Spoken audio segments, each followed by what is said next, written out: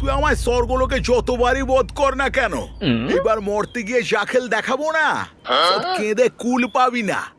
এই তুই থাম তো। যুগের পর যুগ ধরে তোর এই ধরনের আজে বাজে ডায়লগ শুনে শুনে না কানটা একেবারে পচে গেছে। এইবারে শুধু মুখে নয় রে, কাজে করে দেখাবো, বুঝলি? বুকের পাটা আছে আমার, তাই আগাম চ্যালেঞ্জ করে গেলাম, পারলে বাঁচিয়ে নিস নিজেকে। বাবা, মরতে রঘু ডাকাত হয়ে গেলি নাকি যে আগাম ভয় দেখিয়ে যাচ্ছিস? সে তুই আমায় যতই হেলাফেলা কর না কেন, সময় আসলে ঠিক দেখাবো আমার খেল। ঠিক আছে ঠিক আছে, যা দেখি বড় বড় বাতেলা না দিয়ে।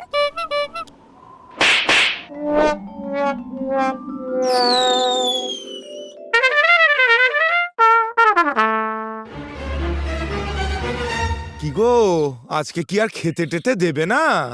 দূর বাবা, নিজে বেড়ে খাও তো। রাত দিন শুধু খাওয়া আর খাওয়া। একটু যে নিজের মতন চিন্তা ভাবনা করব তার উপায় নেই।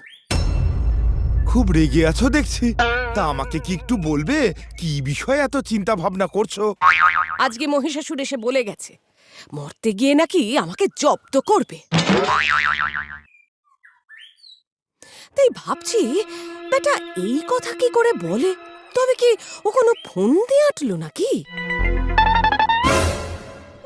শোনো, এই ব্যাপারটা নিয়ে এত ভেবো না।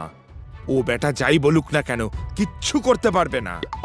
একে তো তুমি আমার বউ, তার উপরে মর্তবাসীরা তোমায় যা মান্যিগণ্যি করে, ওর কোনো কারসাজি ধোপে টিকবে না। বলছো? কিন্তু আর কোনো কিন্তু নয় দেবী, আমি জানি ও কিচ্ছু করতে পারবে না। মহেশ্বরের কথাই হলো শেষ কথা, তুমি মিলিয়ে নিও।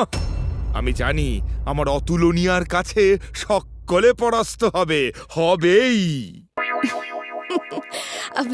চলো খেতে চলো, দেরি হয়ে যাচ্ছে।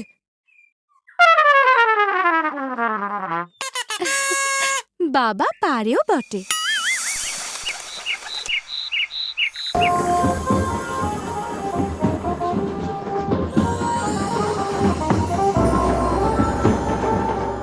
না, শুরু হয়ে গেল ওকে নিয়ে মাত্রাতিরিক্ত বাড়াবাড়ি। এইবার লাগাতার 4 দিন ধরে ঢাকের বাদ্যি চলবে, শঙ্খ উলুধ্বনি, উফ! আর তার পাশাপাশি লোকজনের ভিড় ভাট্টা। এত কিছু পোষায় না বাবা, গা জ্বলে যায় আমার। তা কেন পোষাবে বল?